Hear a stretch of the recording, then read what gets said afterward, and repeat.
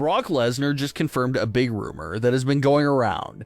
We'll also check out what's up with Chris Jericho, the Street Profits, and more. Starting things off with Brock Lesnar, because there's been a lot of things floating around him since he came back, and he finally confirmed one of those big things. Shortly after Brock came back, rumors and reports started breaking out that SummerSlam 2026 will be the final match of his wrestling career. It's in his hometown, it's a massive show, the second biggest show of the year behind WrestleMania, so there was a lot of rumors circulating there that SummerSlam would be the curtain call for Brock Lesnar's in-ring career. And for the first time since returning, Brock Lesnar sat down for an interview, and he acknowledged that the end was near. He said he came back to feed his family, and he put a lot of emphasis on how he was only back for a short amount of time with this current run. So Brock made it clear there that this is not a run that will last multiple years.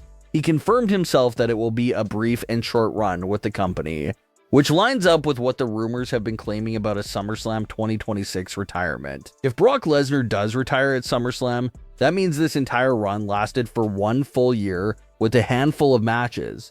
So it was pretty much a quiet retirement tour for Brock Lesnar that wasn't heavily advertised. So as we now approach the month of April, what will the final months of Brock Lesnar's in-ring career look like? Well, due to some things that are already in place, we got a good overall idea of what to expect from Brock's final few matches. WrestleMania 42, in all likelihood, will be Brock Lesnar's final match on the grandest stage.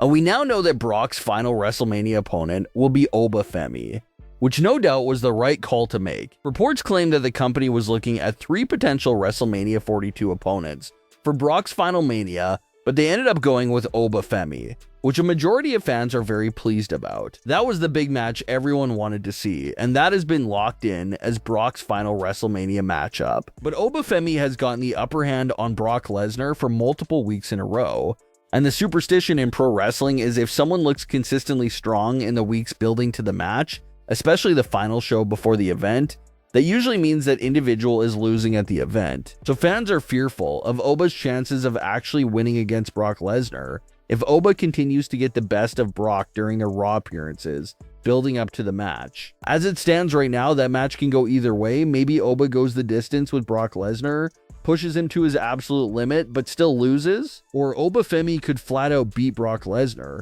Both outcomes seem like they're on the table. But after WrestleMania wraps up, that leaves Brock Lesnar with really 3 months left in his career. He will have all of May, June, and July. And then SummerSlam is during the first few days of August. So he has those 3 months before SummerSlam. And it's unknown how many matches he would actually have between WrestleMania and SummerSlam. There's a chance that maybe they sneak at least one more match between WrestleMania and SummerSlam. But of course there's a strong chance that after WrestleMania, Brock's next match could very well be his final retirement match at SummerSlam. We just don't really know because of the unpredictability of Brock's limited schedule. It's possible that he only has 2 matches left on this current deal, which could be WrestleMania and SummerSlam. So no doubt we will get some appearances from Brock throughout the month of July to build up towards that retirement match at SummerSlam that everyone still expects to be against Gunther. The company has gone all in on this career-ending gimmick for Gunther, so if a big star is walking away from the ring, chances are they will feed him to Gunther. We've seen it 3 times already, and we will undoubtedly see it a 4th time with Gunther versus Brock Lesnar at SummerSlam. And it seems like this 4th retirement match for Gunther will unfortunately feature the same issue as the first 3, and that's the fact that just going into the match, we fully know that Gunther is winning and his opponent is walking into the sunset. So the problem with these constant retirement matches is that there's no real intrigue or mystique about who's winning. The minute one of these retirement matches are booked, we know Gunther is winning right away. There's not a single ounce of doubt, especially since all of his retirement opponents make it well known in advance that they're retiring. All 4 opponents have announced their retirement before facing Gunther, so it feels like that takes away from the blow. There's no real shock factor with Gunther winning these retirement matches, no real mystery about who would win. The second it's announced that it's a retirement match, the stipulation alone pretty much spoils the outcome, and that's the main issue. It's never that feeling of surprise when Gunther wins these retirement matches. It's more of a feeling like you just knew that was going to happen and was waiting for it. And that's one of the overbearing issues here with the whole gimmick. It's not like Gunther is shockingly retiring these big names in the middle of them having a big run. Gunther is retiring them when they're making it known already to the world that they're retiring. So that's what's taking away from the impact and makes it feel pretty flat. It never feels like Gunther cut their careers off short. It always feels like they were going to retire either way.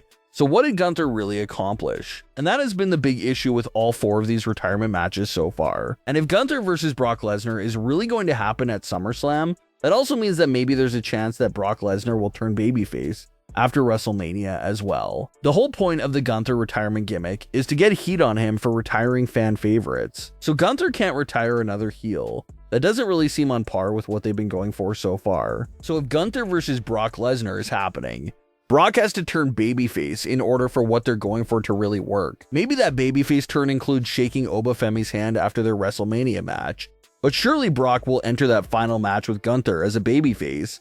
It feels like that has to be the case. And some fans are also really surprised with Gunther's usage at the moment. They had him retire 3 all-time greats, and they have absolutely no current plans for him at WrestleMania 42, and he's been missing from television during the road to WrestleMania. Very surprising that someone who retired those 3 legends just a few months ago has nothing at all to do at WrestleMania. That's kind of insane. And that's why some fans feel like the career-ending gimmick sort of writes Gunther into a corner, because if no one is retiring anytime soon, what does he even do? Does he just get lost in the shuffle until the next retirement match presents itself? So Gunther is missing right now from television, but it looks like he will have his next retirement match against Brock Lesnar at SummerSlam.